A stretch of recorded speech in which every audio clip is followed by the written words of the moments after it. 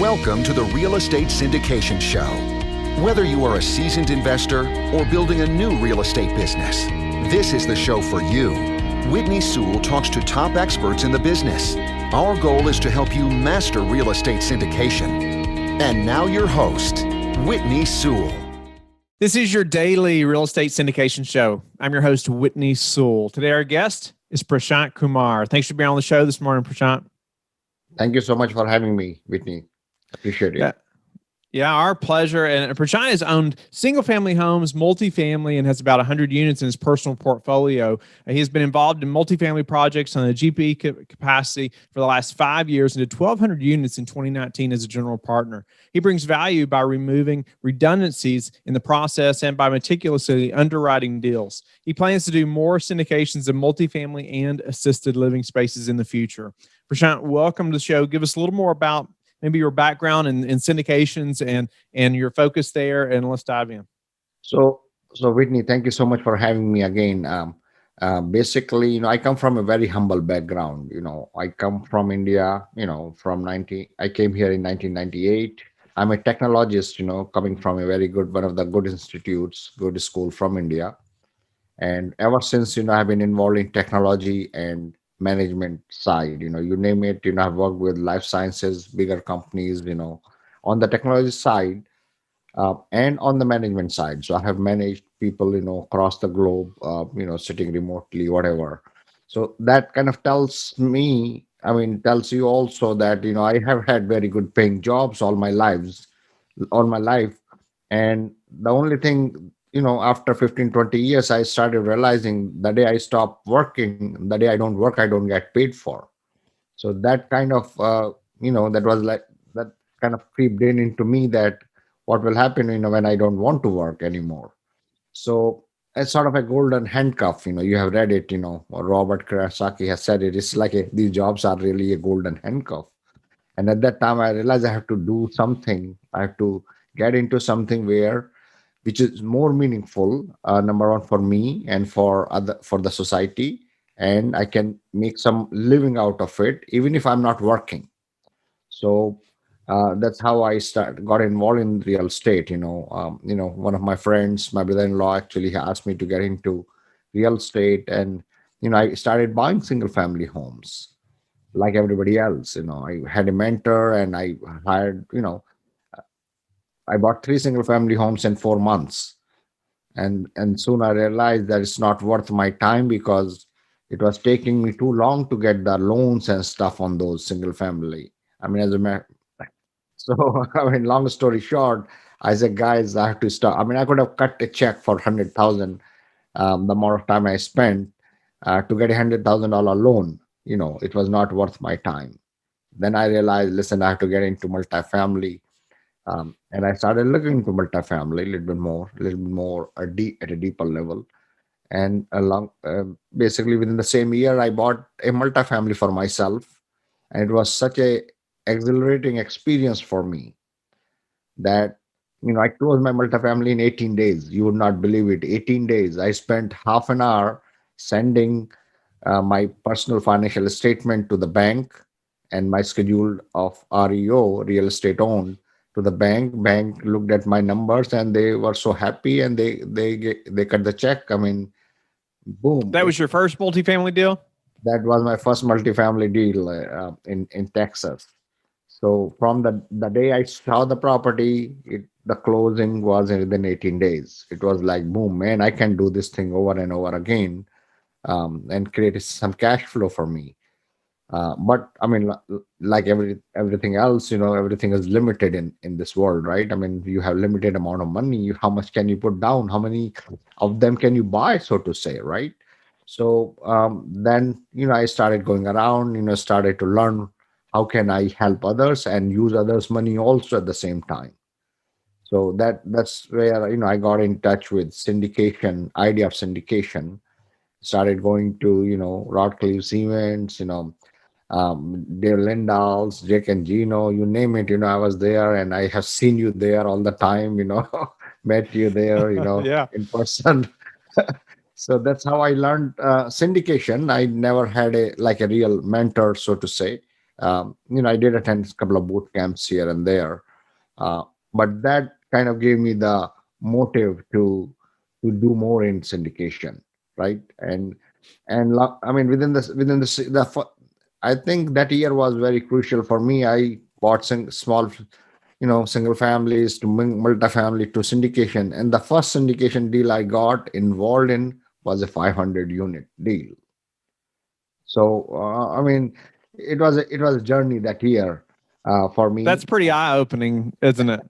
That is pretty eye-opening. That's how I started, and ever since it has been going okay. And I did maybe 4 or 5 deals, smaller deals, which we did for ourselves. We bought it, we fixed it, we sold it 40 units, and we bought other assets for myself, 72 units later on. And then I realized there's something else I want to do in my life, which is from my background. I always lived with my grandparents, took care of them until they moved on from this world. So I had that feeling, that I'm not doing something. I want to do something better. So I started exploring assisted living space also. So we are Nice. exploring. Yeah, we started doing that in 2019. We bought few assisted living businesses. All right. Well, I want to get into like why, assisted living and some of that in a minute, but I wanted Yeah. to ask you too. I know, myself also started with, small multis and then eventually learned about the syndication business. And I'm like, okay, wait a minute, this just makes a lot more sense to me. Because you can just scale so much faster. You can help so many other people, and it's really just a team effort as opposed to looking for more single family homes and then, running out of, how many loans you can get or, all those things. But what do you tell people, Prashant? Because it's often that people will, it's just that mental block that tells you, well, I've got to start with these single family homes, right? Or I've got to start there, and we'll get bigger and bigger and bigger. What do you tell people they should start that way, or do you feel like people can start directly in the syndication business? I don't feel a reason why anybody should start in single families or in a small multifamily. There is absolutely no reason. I mean, it's all mental game. You think that I'm going to learn this and then I'm going to learn more. Why don't you learn? Why don't you aim for the biggest? Smaller things will automatically come in place. That's how I lead my life.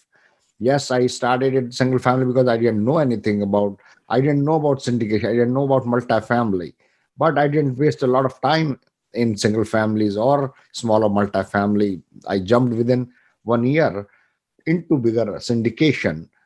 And there was, I mean, yes, it gave me some confidence, whatever, but that was not needed. I mean, I could have saved that 1 year of my time to get into multifamily to begin with. There is no reason absolutely for one to, start buying land and, small piece of land, and then single family and then small one. There's no reason at all. Um, I was hoping that would be your response. I do. It probably would be because that's mine as well. Just that you don't have to start small. It's such a mental block. And a lot of people, are trying to tell me that I should start that way or continue on that path, and scale slowly. Right. yeah. And we didn't do that and we didn't have to, obviously. So, no, I appreciate that. I just love the listeners to know, you don't have to start with that duplex or it's great to get started one way or another, but however, it Yeah. doesn't have to be a small multifamily. You can get in the syndication business. See, it is But more like what was? Go ahead. it is more of a relationship game. Yes, Right. it is a bigger deal. Maybe $5 million deal. Maybe you don't have the capacity to think about it, but there are a lot of partners. I mean, you don't have to do the whole deal by yourself. You are the part of that deal. So first couple of deals are more of a learning thing where you have a smaller piece of the pie rather than having the whole deal to yourself. So think of a bigger multifamily of maybe worth $5 million, having a 10% or 20% stake in that rather than having a single family which you own it for yourself. So, what's been the say the bottleneck or the hardest part for you, as far as the syndication business? So in syndication business, there are two things. One is the deal flow and second is investors. So these are two paramount things. That's it. I mean, that's where the buck stops. So deal flow is very important, and and basically, investors, continuing to warm up your investors, that is very important, and those things have to go simultaneously all the time, always. Now, deal flow, I mean, we have seen in last 2 years, the deal flow has become very, very difficult. A lot of people have jumped into syndication business for obvious reasons. People have money and they wanted to earn more.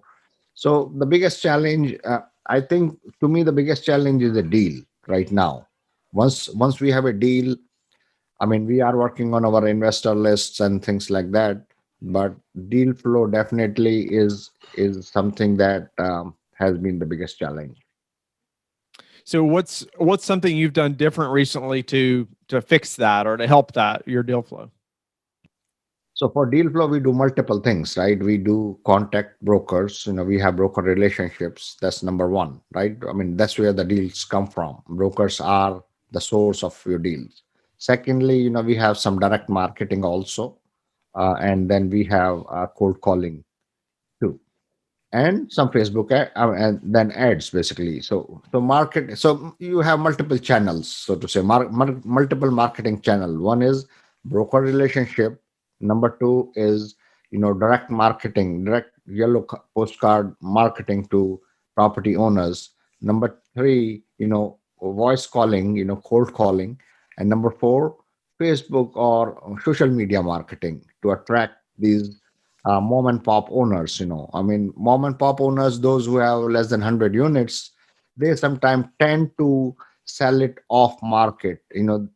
Somewhere at the back of their mind, they have the inhibition that they may be able to save that 3 or 5% that they give it to a broker. So we approach it. We approach that segment of less than 100 units through direct marketing and cold calling, and then we have, of course, social media, Facebook ads and Google ads. These are the things. We work from multiple direction to find the deal for ourselves. And the most important thing is your friends and your friends in this business. Everybody you talk to, you are creating a relationship with. I'm talking to you, I'm creating a relationship with you. If deal comes, it's not in your wheelhouse. You're going to send it to your friends. Guys, look at this one, I cannot do it, I'm too busy. Or do you want to partner with me? So that's the most important. I mean, relationship networking is the most important aspect of this business too. So I mean, we are tackling from all perspective. There's no rocket science. As long as you do your marketing correctly, as long as you are calling I mean, I have a formula. I add one or two brokers in my list, new brokers in my list every week. So you are continuing to build that relationship with the brokers. Yeah, that's Which avenue's been the best use of your time? I know you mentioned, like, obviously keeping those relationships with brokers, which is so crucial. But then phone calling, ads on social media, different things like that. What's been the best source, or what's sourced the most deals? the best source of deals is my relationships in this industry, networking with other syndicators. That is the number one source. Most of my deals have 99% of my deals have come from them. And then if I have to rank them, networking is the number one. Then brokers, then direct marketing. Direct marketing means the yellow postcard. I use yellow postcards or cold calling. Basically, I have not tested the social media yet. I mean, we plan to do some more social media. I have not seen the response from the social media from that perspective, but we do it anyway, right? I mean, unless you put some budget together, unless you spend some money, how would I know that it works or it doesn't work? So, networking is my Yeah, top. no, that's awesome. I love that answer too, and just because we stress so much just about the relationships and networking, and thinking about others and their business as well. As you're networking. So I love that answer. I know the equity raise portion has really been your superpower, right? And I thought we could spend a few minutes on that, and you could probably help the listener and myself. Just think about our process, but ultimately, how have you been successful raising equity? What does that look like in your business? Yes, so equity raising is definitely, when I started equity raising to begin with, it was from the friends and family members, right? I mean, the first deal, you don't know anything. All you do is you put your money in, you go to your friends, you go to your phone book and start calling people. But then you realize that but this is not the world. The world is big enough. Everybody has money. So important thing is you have to educate people outside your network, right? I mean, yes, you want to you so for that matter, I created this portal, myrealtygains.com. That's sort of a portal where I educate my friends or whomsoever, general folks who come in. It's a 7-day email course which I have created for them, to for them to understand the fundamental benefits, fundamental reason why multifamily passive investing can create wealth for them. So the goal here is not to, yes, in the end maybe they will invest with me or with whomsoever doesn't really matter. So we created this platform, and there we have a passionate passive investor club. Uh, and the sole purpose of that club is to basically make sure that people do get educated about the passive investing. That's it. I mean, there's no other purpose. myrealtygains.com/PPIC, Passionate Passive Investor Club. And from there, as folks know more about you know more about passive investing, fundamental benefits, sense of, I mean, I can talk about the benefits also, but uh, that's how I started. This is sort of a funnel.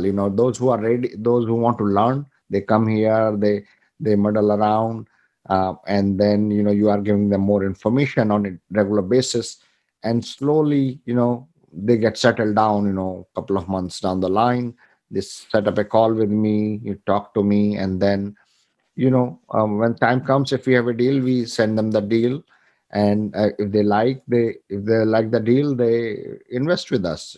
Simple stuff, but meticulously done. We created this portal, with a lot of efforts.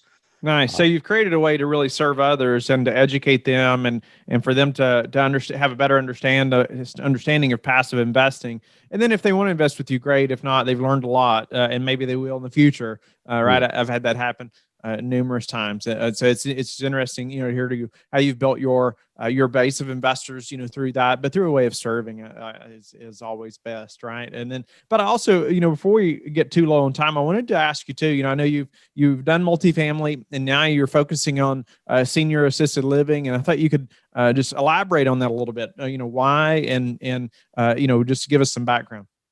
Yeah, so as I was, I think, telling you before we started the show, the deepest thing in my life is I come from a very serving attitude. I always wanted to serve others, and probably because I always lived, my life with my grandparents and parents, and took care of my grandparents, till the end, till they, passed away, from this world. So I always had that thing, desire to help seniors. Somehow I still connect. My cab driver. I still help him. He has been helping me for 10, just from that attitude. So assisted living is helping seniors, basically. Give them what they are missing out in their lives. Social life. Entertainment. Taking care of them well. Yes, it involves money, and money comes, obviously, but where I come from, it's about helping somebody, and that's how I started. I learned about it, and I got in connection with the operator, and the operator friend, the partner of mine, is also from the same mental attitude. We rarely talk about numbers. We mostly talk about what can we do better to serve seniors. So we bought certain assets, and I don't even want to call assets. These are homes, senior homes, in California. We are in the process of buying few more, and we want to continue to expand that. A little bit more from a very humble desire to serve. Prashant, how do you prepare for a potential downturn when you're looking at? I know you meticulously underwrite. Can you give us some examples of maybe how you prepare for a downturn, whether it's multifamily or senior living? Yeah, senior living. Yes, we do. We do face some challenges, like in COVID. I mean, we are just spending too much time trying to do the COVID testing and things like that to make sure not even a single. We never had an incident in last 9 months for COVID positive staff or anything. So we are very, very careful, and for obvious reasons because we are in that kind of business. We are always very, very careful on that side. But on the multifamily, the important thing that's what this show is all about. The important thing is to buy right, right? I mean, right now the market is so high, is so high. It's always, I mean, in my mind, I know we have taken a step back in 2020. We had not bought any multifamily deal unless I find a deal which is at a discounted price. That is that is the piece. I mean, I don't want to burn myself and my investors. The important thing for us is to take care of investors' money better than my own. And it's very easy, if I make a mistake, where is it going to go next? So we are just being a little bit more careful, trying to not buy at an inflated price. I mean, we do not know how the future holds, and I'm just being very honest. I'm not trying to be flashy here or salesy. Oh, let's go buy at 4 cap, while you don't know whether the caps are going to go up Right. in a year or not. So unless I find a distressed asset or an asset where I can get a discounted valuation, I'm not jumping onto the deals just for now. And On that same thought, and I completely agree. None of us have a crystal ball. However, I always like to ask, especially an operator like yourself, just what do you predict to happen over the next say 6 to 12 months, just in the real estate market? I mean, like anybody else, I mean, if you read there are many, many more intelligent people in this world than me. And you have read all the reports in next 3 to 6 months or next year or so. You see something coming. I mean, this never happens. The things which are on the top, if there is a hill, like you see behind me in the picture, if it is going up, it is bound to come down somewhere, right? It's never going to be going up and up and up. All I mean, it has been the journey for last couple of years that it has been going up, and we have always seen it that it is bound to come down somewhere, right? I mean, 3 to 6 months, maybe not, but within 6 to 9 months, year down the line, there will be some correction. Something has to happen, right? Would it plateau or would it go down? That's remain to be yet to be seen. But in my mind, there would be some correction, at least 5 to 10% correction of some sort. Prashant, do you have any daily habits or a couple of daily habits that you are disciplined about that have helped you achieve success? 100%, 100%. I have many, many habits and I'm all about them. In my life, I'd like to be very disciplined. First thing I do in the morning is my meditation, 45 minutes of meditation in the morning. Then I get onto a call with my accountability partner on phone for 15 minutes. Then I get into my marketing team for 15 minutes. And then my day starts basically. I'm not good with my exercise. I'm trying to get better. I do go for a walk. I mean, You and me both. yeah. So I'm trying to get better. I like to go do hiking. So I like to go at least a couple of times a week for an hour of hiking in the woods or play golf. That's my way of nourishing myself. Everything else Tell is me, yeah. elaborate a little on the accountability partner. I don't hear many people mention that. I've heard it in the past. People talk about had the benefit, but I rarely ever hear anybody actually say they have one. What does that look like? See, basically, I forget, right? I mean, everybody forget. My our memory is such a limited capacity, right? We cannot remember everything that we have decided to do in our lives. So I write down my goals they are written on a piece of paper almost every week, every day, and I just review them again and again with my accountability partner. He doesn't, I mean, he doesn't say why didn't you do it, but at least I review it with him. I and that kind of keeps that alive in my mind that these are the things that I have decided to do and I'll continue to work on. and I want to remain focused on them, because mind is like a wild animal. It can go in any direction, and you may lose the focus in like in a spur of seconds, and you may start doing something else. So just to remain focused and continue to make progress. It's not just continue, because those small bits of progress that you make every day, that compounds. Today it is this much, tomorrow this is this much, but after a week it is this much progress you have made. 1% progress every day gives you 300% progress from the day one in a year, right? So that's what the accountability partner is for me. I mean, and I think it definitely helps me, to remain focused and to achieve better results. For sure. We all need some accountability. Yeah. I love that because I know very few people that actually do have an accountability partner, but I think it's so beneficial. So what's the number one thing that's contributed to your success? I mean, the best thing that I give to myself is, my meditation. That is the one thing. I know people say that you are spending time on meditation, but I think in my mind, when I meditate, I actually create time, because I'm letting other things, all these paraphernalia which are coming and sticking to me, I'm letting them go and remain focused on what I really have to do in my life. That is the number one thing. If I don't meditate for a week, I mean, now I'm at a stage after 30 years of practicing it. I've been practicing it for the last 30 years. If I don't do it, I cannot, I just don't function that efficiently. The deepest level of my thinking, the purest form of thinking, comes during meditation. I'm just sharing it with you because you asked. The purest form of thinking comes only from my heart when I meditate, although that's not the purpose of meditation, but it kind of evolves from there.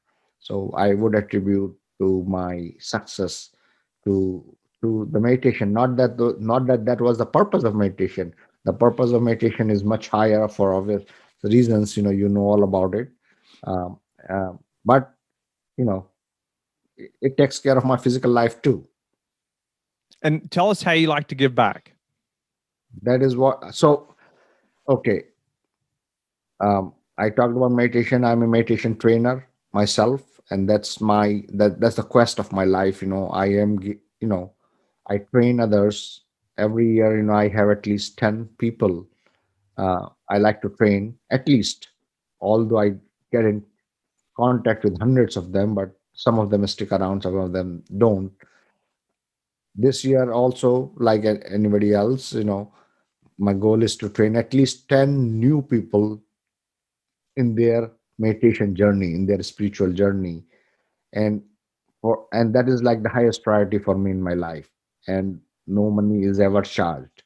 It's not about money at all, actually. I mean, even if somebody gives me something, even if somebody gives me a gift, I cannot accept it by the law of Well, nature. that's incredible that you just to give back that way when you already said that's like the number one thing that's contributed to your success. So it's just great to hear your passion of helping others and Prashant, just great to get to know you better. Hear your coming from the tech industry and into single family and growing into multifamily and now assisted living and how you've grown your passive investor club, your passionate passive investor club, right? And just coming from that a position of serving them as well, and even just serving through the senior assisted living facilities also. Tell the listeners how they can get in touch with you and learn more about you. Yeah, I mean, if you want to learn more about me, here's my website name, myrealtygains.com. My email is prashant@myrealtygains.com. And on Facebook also, you can find me, myrealtygains.com, everywhere, Facebook, LinkedIn. And if you want, I can give my phone number also, 631 428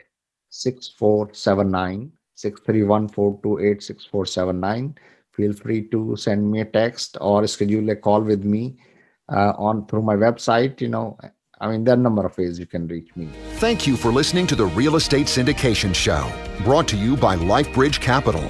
LifeBridge Capital works with investors nationwide to invest in real estate, while also donating 50% of its profits to assist parents who are committing to adoption. LifeBridge Capital, making a difference, one investor and one child at a time.